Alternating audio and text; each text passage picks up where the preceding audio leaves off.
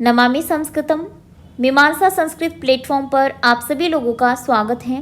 दोस्तों, UPSC Sanskrit optional से संबंधित मीमांसा प्लेटफॉर्म पर यह सीरीज प्रारंभ की गई है, जिसका मुख्य उद्देश्य इस ऑप्शनल की प्रीवियस पेपर्स को सॉल्व करना है। दोस्तों, जैसा कि आप सभी को ज्ञात है कि इस सीरीज के अंतर्गत हम पूर्व की वीडियोज़ में क्रमशः 2022, 21, 20 के प्रश्न पत्रों को हल कर चुके हैं और अभी की जो श्रृंखला चल रही है वो उसमें हम 2019 के प्रश्न पत्र को हल कर रहे हैं, जैसा कि आप स्क्रीन पर देख पा रहे होंगे। दोस्तों, इसमें पेपर 1 को हम हल कर चुके हैं और पेपर 2 में भी हम प्रश्न संख्या 2 तक कंप्लीट कर चुके हैं। आज हम प्रश्न संख्या 3 को देखने वाले हैं, अर्थात ये पूरा वीडियो जो है पेपर 2 के प्रश्न संख्या 3 से ही संबंधित होगा, जो कि ये प्रश्न पूछा गया है 2019 में। ठीक है, तो इसको प्रारंभ करने से पूर्व दोस्तों मैं आपको ये बता देती हूँ, हालांकि मैंने पूर्व में भी बताया है बट फिर से एक बार रिपीट कर देती हूँ कि जो प्रश्न संख्या 3 होता है पेपर 2 में वो मूलतः नाटकों से संबंधित होता है, अर्थात यूपीएससी द्वारा निर्धारित जो पाठ्यक्रम है इस प्रश्न के अंतर्गत वो नाटक हैं। ठीक है, तो आपको ज्ञात भी होगा वैसे कौन कौन से नाटक हैं, बट यहाँ पर 3 ही प्रश्न पूछे जाएंगे उनमें से। तो जैसा कि जो 2019 में पूछे गए हैं हम उनको देख लेते हैं एक बार बिना किसी विलंब के। ठीक है, देखिए प्रश्न संख्या 3 है, अधस्तात् निर्दिष्टानां विषयाणां समीक्षा विधेया, अर्थात नीचे निर्दिष्ट किए गए विषयों की समीक्षा करनी है। इसमें प्रथम प्रश्न है, शाकुंतल चतुर्थो अंकः सर्वोत्कृष्ट इति प्रथा न सर्वसमतां यस्मात् पंचमो अस्ति ततो अधिकः स उदाहरणम समीक्षता। इसकी उदाहरण सहित आपको क्या करनी है, समीक्षा करनी है। ये जो उक्ति है चतुर्थ और पंचम अंक के विषय में है, मतलब ये चतुर्थ और पंचम अंक के विषय में कहा गया है कि शाकुंतला जो नाटक है, शकुंतला के चतुर्थ अंक जो कि सर्वोत्कृष्ट है, मतलब वैसे ऐसा कहा जाता है कि काव्यों में नाटक सबसे रम्य हो, नाटकों में शकुंतला जो नाटक है वो सबसे रम्य है और शकुंतला नाटक में भी चतुर्थ अंक रम्य है। ठीक है, मतलब सुंदर है। अब यहाँ पर चतुर्थ अंक की बात हो रही है, शकुंतला के चतुर्थ अंक की। अभिज्ञान शाकुंतलम के चतुर्थ अंक जो कि सर्वश्रेष्ठ बताया गया है। ठीक है, आगे दूसरी लाइन में कहा है न सर्व समता यस्मात् पंचमो अस्ति ततो अधिकः, कि उसमें भी जो चतुर्थ अंक सर्वश्रेष्ठ हैं। फिर आगे कहा है कि पंचम अंक उससे भी अधिक श्रेष्ठ है।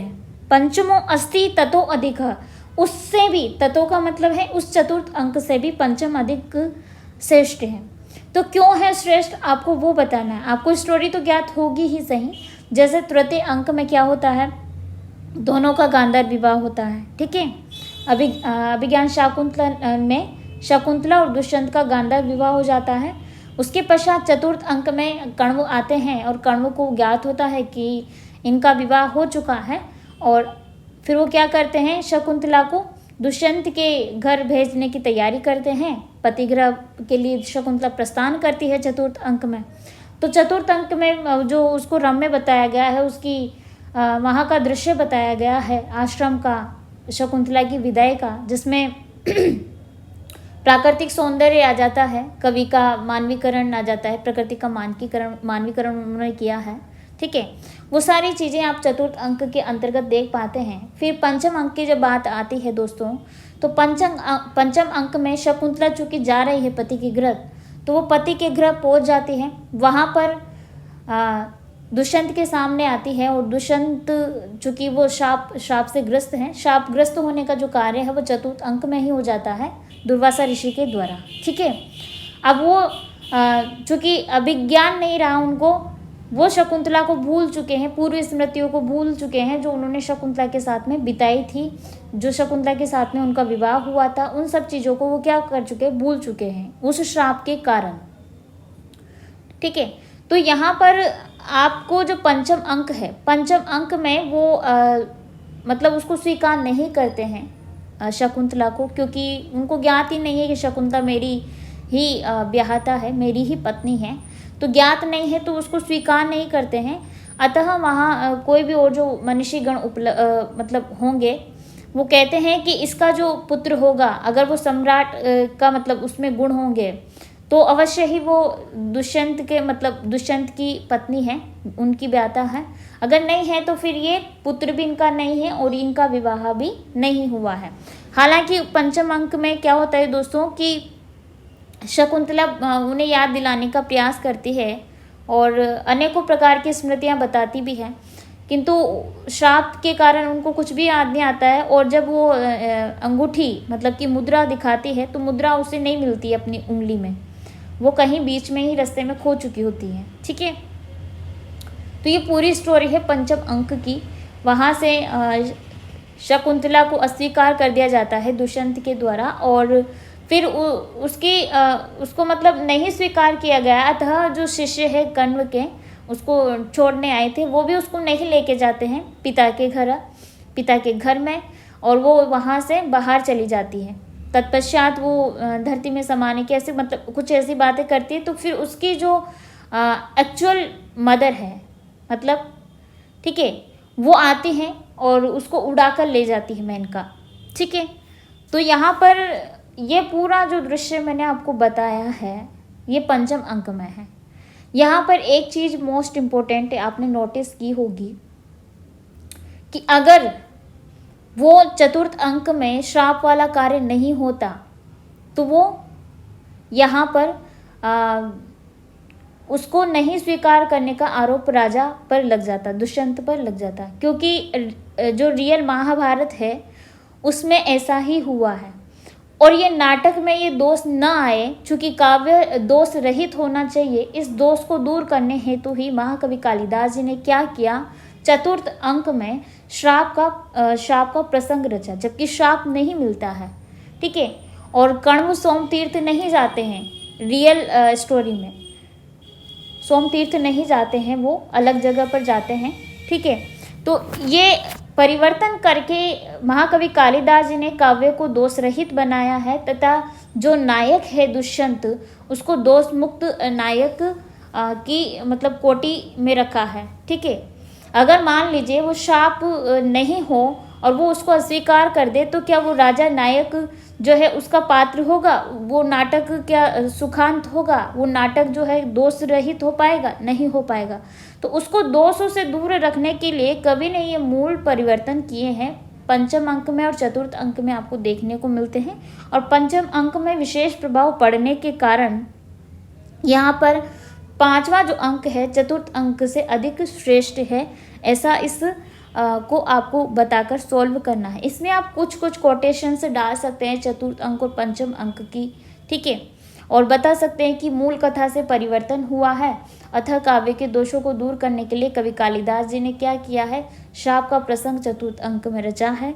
अतः ये पांचवा अंक जो जिसमें देखने को मिलता है कि राजा ने शकुंतला को स्वीकार कर दिया, उसको दोष से मुक्त मतलब दोष से रहित बनाने के लिए नायक को अर्थात राजा को इसीलिए ये प्रसंग रचा गया है। अतः यहाँ पर पांचवा जो अंक है इस प्रकार से श्रेष्ठ मतलब उससे भी अधिक अच्छा हो गया है। ठीक है, तो आई होप आपको ये क्लियर हो गया होगा और आप इस पर अब आपको आइडियाज़ मिले होंगे कि किस तरीके से आंसर को प्रेजेंट करना है। अगले प्रश्न की ओर चलते हैं। नेक्स्ट है मुद्रा राक्षसे चरित्राणाम चित्रणम ललितम नितांतम इति अस्य वचनस्य यथार्थ्यम प्रतिपादयत। यानी मुद्रा राक्षस में चरित्रों का चित्रण ललित नितांत है, मतलब कि नितांत का मतलब है लगातार है या आवश्यक है। इस वचन की यथार्थ समीक्षा करने यथार्थ प्रतिपादन करना है। ठीक है, यहाँ पर ये जो प्रश्न है दोस्तों, प्रश्न से ही ज्ञात हो रहा है कि मुद्रा राक्षस से लिया गया है, मुद्रा राक्षस के चरित्रों से संबंधित है। तो उसके चरित्रों में आपको विशेष रूप से 2 से 3 चरित्र ज़्यादा देखने को मिलेंगे। हालांकि ये वीर रस पर आधारित है मुद्रा राक्षस, इसमें कोई स्त्री प्रधान मतलब ऐसे कोई पात्र नहीं है, स्त्री पात्र नहीं है, मूल रूप से पुरुष पात्र ही देखने को मिलते हैं, जिसमें कि एक चाणक्य है। चाणक्य ही इसके विशेष ये कहे जाएंगे नायक। ठीक है, मुद्रा राक्षस में तो उनका आप चरित्र चित्रण प्रस्तुत कर सकते हैं शॉर्ट फॉर्म में। इसके अलावा यहाँ पर कोई विशेष व्यक्ति का चरित्र चित्रण प्रस्तुत करने के लिए तो नहीं कहा गया है, किंतु अब चरित्र चित्रण की बात आ रही है तो यहाँ पर आप थोड़ा थोड़ा चित्रण सभी का करेंगे। मतलब चाणक्य का बता दीजिए, राक्षस का बता दीजिए, चंद्रगुप्त का बता दीजिए। ठीक है, चाणक्य के विषय में तो आप मैं कहूँगी कि बताना ही बताना है।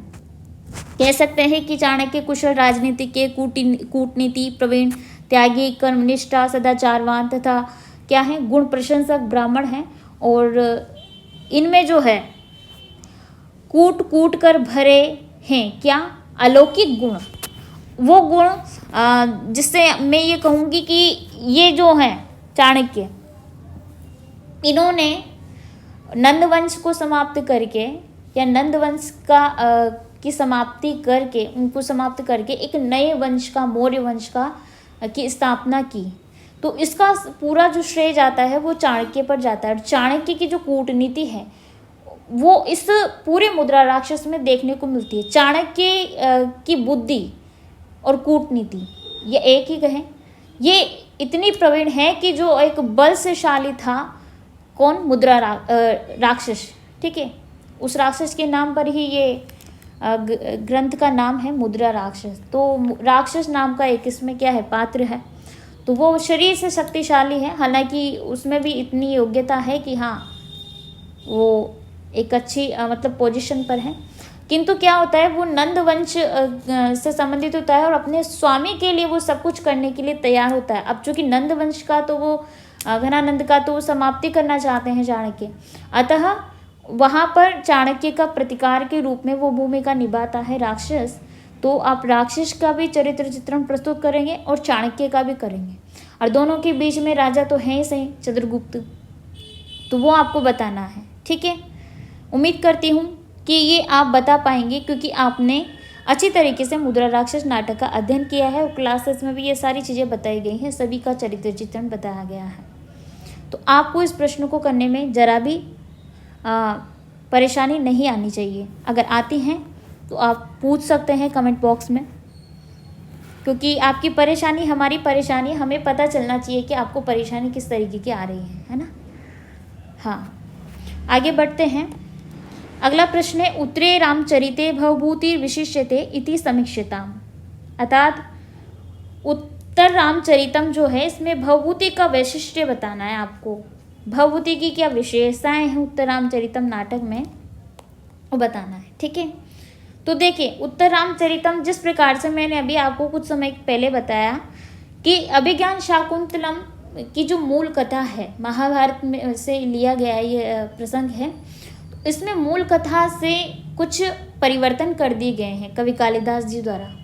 वो परिवर्तन उसी प्रकार से उत्तर रामचरितम जो नाटक है, अब आप वाल्मीकि की रामायण देखने को जाएंगे तो वाल्मीकि की रामायण से उत्तर रामचरितम यानी भवभूति की जो कृति है इसमें काफ़ी अंतर मिलेगा आपको। ठीक है, मूल कथा में ऐसा आपको देखने को मिलता है कि अंत में जो सीता है वो धरती में समा जाती है, पृथ्वी में समा जाती है, और उनका वियोग हो जाता है राम का और सीता का। अंत में मतलब बिछुड़ जाते हैं वो, कैसे भी हो। ठीक है, वो बिछुड़ जाते हैं और उनका मिलन नहीं होता है। तो ये वास्तविक कथा है, वास्तविक कथा है, किंतु जब आप उत्तर रामचरितम की कथा को देखेंगे तो इसमें ऐसा नहीं है।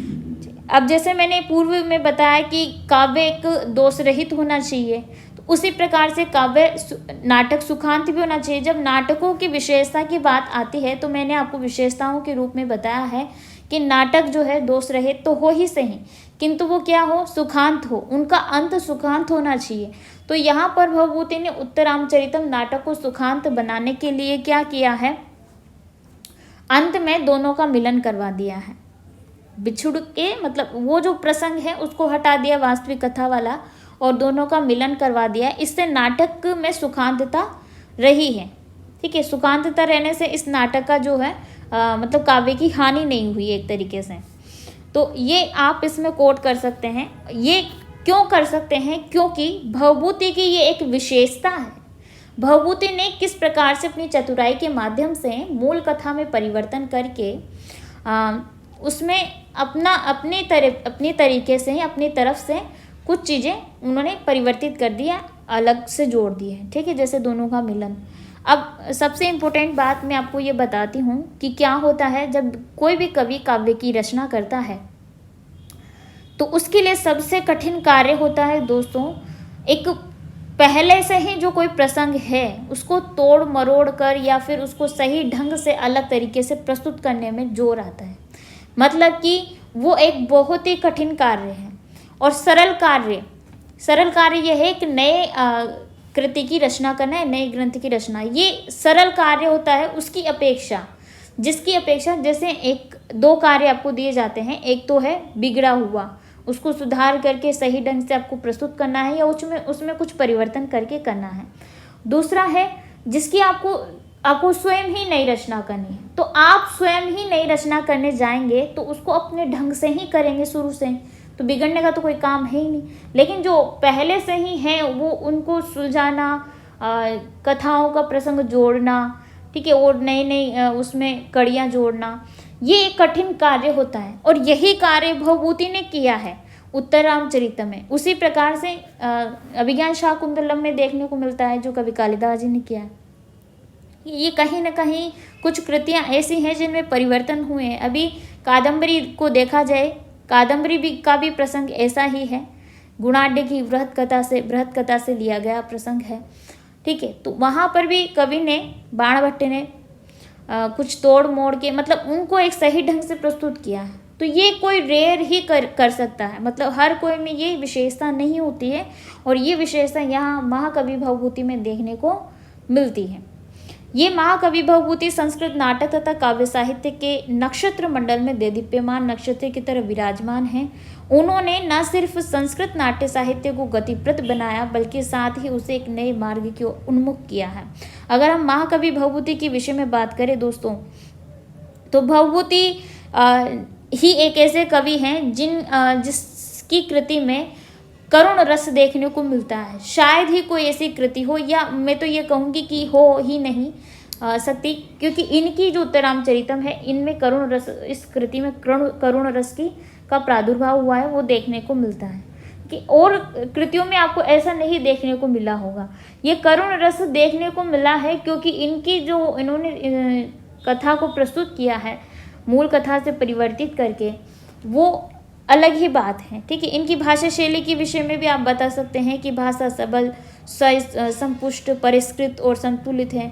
उन्होंने अपने नाटकों में संस्कृत और प्राकृत दोनों भाषाओं का प्रयोग किया, एक तरीके से मिश्रित रूप में भाषा प्रस्तुत की है, ठीक है। भाषा शैली की बात की जाए तो भवभूति की शैली की प्रमुख विशेषताओं के विषय में एक बात ये कही जा सकती है कि इनका पौड़ित्व, दृष्टि में पौड़ित्व, उदारता तथा अर्थ गौरव, और यही तीन गुण पांडित्य तथा विदग्धता की कसौटी होते हैं, ऐसा वो मानते थे।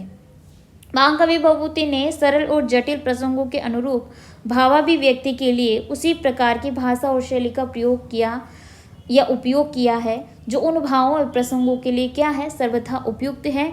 और महाकवि भवभूति की ये जो उदारता है इसमें देखने को मिलती है, किस तरीके से इन्होंने अंत में दोनों का मिलन करवा दिया मूल कथा में परिवर्तन करके, और नाटक को सुखांत बनाया है, नाटक को दोष रहित बनाया है।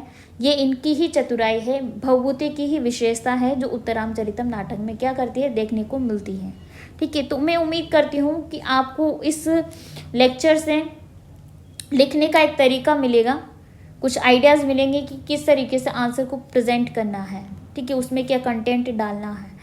तो आप इनको लिखने का प्रयास कीजिए, और यहीं पर मैं अपनी वाणी को विराम देती हूँ। आप सभी लोगों का तहे दिल से शुक्रिया कि आप अंततः हमारे साथ बने रहें। नमामि संस्कृतम।